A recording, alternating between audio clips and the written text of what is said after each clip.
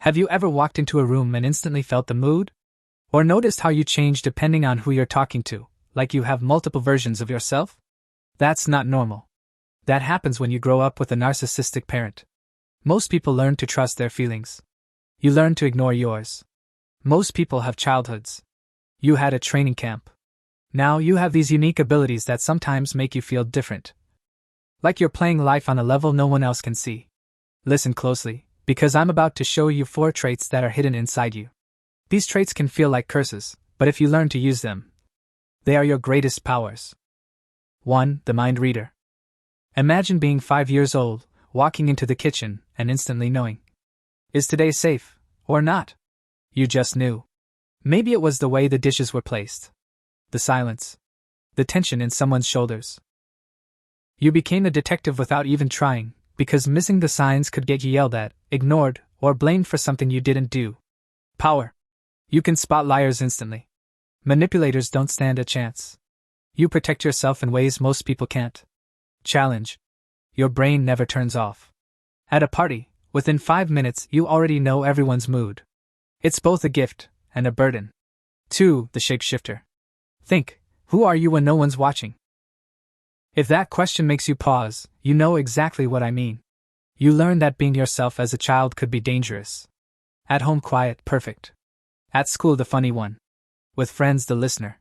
With strangers confident. Power. You can fit in anywhere. You make people comfortable instantly. You read the room and adjust like it's second nature. Challenge. Sometimes you lose yourself. You wonder if people like the real you, or just the version you show them. 3. The always-on machine.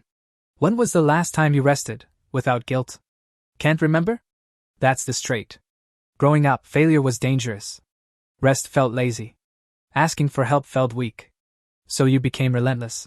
You finished tasks. You endure pressure. You pushed past limits that would stop anyone else. Power. In crises, you're unshakable. Chaos doesn't break you. Challenge. You don't know how to stop. And deep down, you fear that if you do, people will see you're not enough. But that fear is old programming. Rest is not weakness. Joy is not selfish. It's how you remember you're alive. You survived. Now it's time to live. 4. The emotional vault. This is the heaviest one. You were taught that your feelings were wrong. Sad too much. Angry disrespectful. Happy over the top. So you buried them. Power. In emergencies you remain calm. People rely on you. Challenge. Sometimes you feel numb in your own life. Like you're watching it from the outside. Remember. Your emotions are real. You are not too much. You were only under the influence of people who couldn't handle their own feelings. The truth. These traits can destroy you, or make you unstoppable. You didn't choose them. You learned them to survive. But now, you get to decide when to turn them on, and when to turn them off. You see what others miss. You adapt when others freeze.